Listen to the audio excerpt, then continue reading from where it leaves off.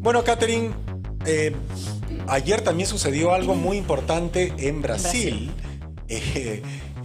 Vimos como una turba gigantesca, que no fue violenta, creo yo, porque si no también se hubieran producido muertos, Sí. ocupó masivamente, porque fue multitudinaria, los tres poderes del Estado en la ciudad de Brasilia, en la ciudad Seguidores de capital. Bolsonaro. Los seguidores de Jair Bolsonaro ocuparon el Palacio de Planalto, el Palacio de la Alborada y la Corte Suprema de Justicia. Planalto es donde tiene la sede la Cámara de Diputados, la Alborada es el Palacio Presidencial y bueno, el otro es el Palacio de Justicia. De inmediato esto fue de alguna manera repudiado por varios líderes mundiales de todos los colores políticos. En Estados Unidos hizo recordar mucho a la toma del Capitolio en la época en que Donald Trump tenía que abandonar la Casa Blanca. Básicamente es un calco de eso, solamente que Jair Bolsonaro ya no estaba en Brasil, está en Estados Unidos. Y bueno, al final las fuerzas del orden, amparados en una emergencia federal, lograron desalojar sin muertos ni heridos estas inmuebles icónicos del Estado brasileño. Y para hablar sobre este tema y sobre otros, tenemos al analista político Santiago Carranza, que es director del diario El Reporte. Bienvenido al programa, Santiago. ¿Cómo está? Muchas gracias, Ricardo y Catherine, por el espacio para conversar. Estoy aquí para responder cualquier pregunta. Sí, la primera pregunta es, ¿qué es lo que digamos, cuál es la diferencia entre lo que está pasando en el Perú, que estamos viendo en imágenes, hemos visto en imágenes hace poco la algarada, digamos, de una sublevación prácticamente en Puno, donde se quieren tomar aeropuertos, se incendian lugares públicos, ¿no es cierto?, del Estado, se quiere tomar entidades del Estado, etcétera, y lo que sucedió ayer en Brasil, y tal vez si también nos puede hacer un paralelo con lo que sucedió en Estados Unidos hace poco tiempo. Sí, la primera diferencia que yo encuentro con los Estados Unidos, que es lo que más se comenta en la prensa y los análisis internacionales, es que el líder, en este caso Jair Bolsonaro, no ha sido parte expresa de la organización de esta insurrección en Brasilia, a diferencia de Donald Trump y sus aliados que lo promovieron, ¿no?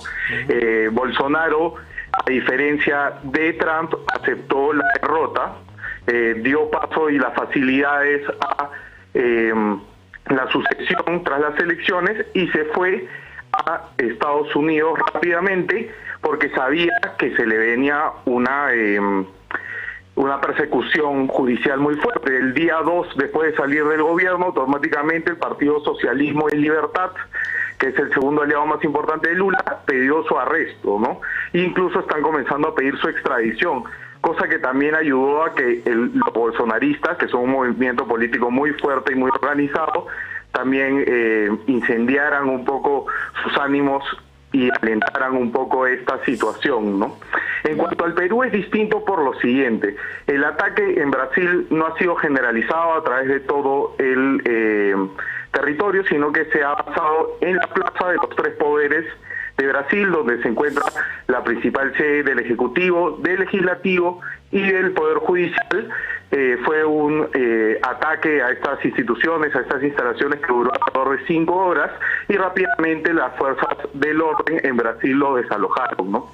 En Perú, al contrario, vemos que la zona de la insurrección es prácticamente en muchas provincias donde se ha pedido estado de emergencia, ¿no? En 16, si no me equivoco. Entonces hay diferencias, ¿no? La organización, los ánimos, los líderes claros, ¿no? Hay muchas formas y muchos paralelismos. Uno que yo encuentro muy importante y que lo resaltamos hoy día en el diario El Reporte es que es las reacciones, ¿no? Las reacciones al uso de la violencia en la política, las reacciones disímiles, ¿no? Por ejemplo, ¿qué dijeron sobre el golpe de Estado en Perú y sobre la insurrección violenta que vivimos los presidentes de Colombia, México, Bolivia, Argentina y demás países de izquierda? prácticamente se ha puesto del lado de Castillo. En cambio, sobre el tema de Brasil, automáticamente lo rechazaron y llamaron intento de golpe. En cambio, el intento de golpe que hubo en el Perú el 7 de diciembre del 2022 lo desconocieron, e incluso en México le ofrecieron un asilo donde está su familia, ¿no? Entonces, el tema no solo del acto sí, sino de las reacciones políticas ha sido muy interesante, y creo que hay que denunciar cierto doble discurso de parte de muchos líderes de la región, ¿no? Y las reacciones, digamos, también de las cabezas de estos movimientos, digamos, ¿cuál fue la reacción o el análisis o la respuesta, mejor dicho, de Jair Bolsonaro frente a estos hechos, ¿no? Él dijo que no eran manifestaciones democráticas. Sin embargo, vemos por el lado de Pedro Castillo que desde de la prisión, en la audiencia, por ejemplo, de prisión preventiva, lejos de defenderse, empezó a acusar, es más confrontacional, a la violencia, etcétera. Entonces tenemos ahí también una diferencia bastante marcada respecto a las reacciones que tiene cada uno ante estos hechos. Por supuesto, Jair Bolsonaro, si bien le reprochan que se haya demorado unas horas, y si bien se reprocha que haya enarbolado una de las banderas que los manifestantes del día de ayer promovían, automáticamente, después de 2 o 3 horas de ocurrido los hechos, a través de Twitter, dijo pues que no eran democráticas este tipo de propuestas. Y Castillo, por el contrario, nos tiene acostumbrados a utilizar cada canal de comunicación para seguir asusando, ¿no? Sí. Hay una diferencia clara entre un deslindamiento y una de las acciones de violencia, y por otro lado creo que es bastante evidente que Castillo las quiere promover para seguir promoviendo la inestabilidad y jalar agua para su molino, ¿no? Ahora, eso desde el punto de vista de los líderes, ¿no? Desde el punto de vista de los movimientos violentos, en Perú tienen otro tamaño, otra envergadura, otra cantidad de gente, otra cantidad de financiamiento y demás, ¿no? Solo que como Brasil es una potencia media a nivel mundial, es el hegemón, aunque silencioso a nivel regional, obviamente tiene un mayor impacto a nivel internacional que una noticia de Perú, y es más difícil para ciertos líderes políticos tener opiniones tan que tergiversan tanto la verdad como han tenido sobre el Perú en el caso de la insurrección que vivimos y el golpe de Estado del 7 de diciembre, ¿no? Ahora, Santiago, estábamos comentando el análisis de las noticias que hacemos al principio del programa, que lo que está pasando en el Perú es virtualmente un conato, ¿no es cierto?, de guerra civil, de secesión. Es decir, hay una región del país, específicamente Puno, acompañada de otras regiones más, básicamente en el sur, que buscan una secesión de la República, una secesión del territorio nacional como una de sus banderas, y esto ha hecho que, por ejemplo, la Cancillería impida que Evo Morales y otros 8 ciudadanos bolivianos tengan acceso al territorio nacional, porque ellos estaban de alguna manera, según las autoridades peruanas, promoviendo este tipo de situaciones.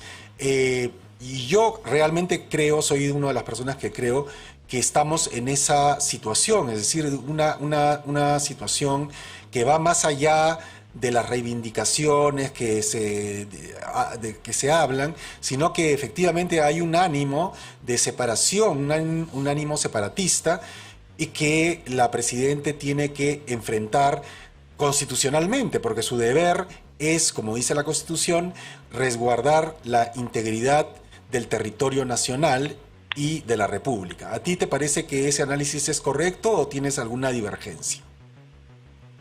Sí, lo que creo es que hay temas que van por detrás de este supuesto o este ánimo secesionista, ¿no? Creo que hay un juego geopolítico en la región en el que hace muchos años, con planes a mediano plazo para buscar una salida, Bolivia promueve ciertas cosas, ¿no? A diferentes niveles, a nivel jurídico internacional en las cortes, y también a nivel de crear ciertos movimientos en la frontera con el Perú, para, de alguna manera, buscar este tipo de secesión y seguir con su salida al mar, además del control de ciertos territorios que, por supuesto, son riquísimos, ¿no? Entonces, desde el punto de vista geopolítico, hay una promoción clara de los grupos bolivianos y del Foro de Sao Paulo en general por controlar el Perú, y uno de los mecanismos que están utilizando es la efervescencia o asusar a la población en base a esta lucha, ¿no?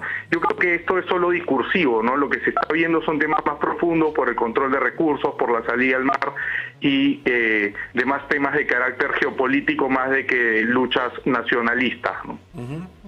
Ahora, finalmente, para ir cerrando, Santiago, respecto a las acciones que debería tomar la presidenta Dina Boluarte, ¿no?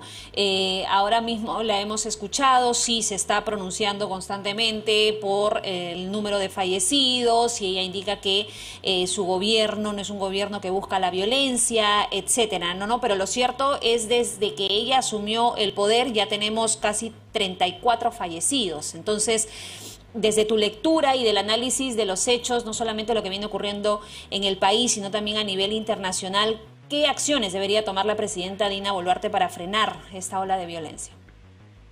Uy, es dificilísimo o sea, la situación la que se enfrenta la presidenta Boluarte es dificilísima, ¿no? Porque vemos que grupos armados, ¿no? O grupos de manifestantes violentos, o incluso grupos con remanentes terroristas, no van a claudicar en sus luchas porque sienten que se les ha arrebatado el gobierno que ostentaban con Pedro Castillo, ¿no? Un gobierno en el que se les dio todas las facilidades. Entonces, ¿qué debe hacer la presidenta?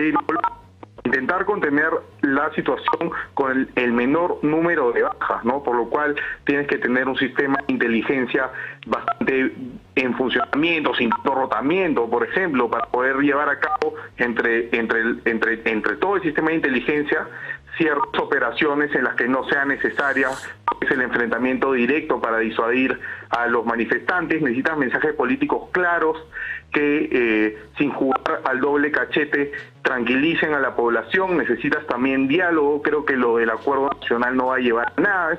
Es un diálogo entre el Perú oficial, nada más. El jefe del gabinete técnico de la presidencia, que es el señor Molina, que era viceministro de Vizcarra, dice que sí ha logrado conversar con ciertos grupos.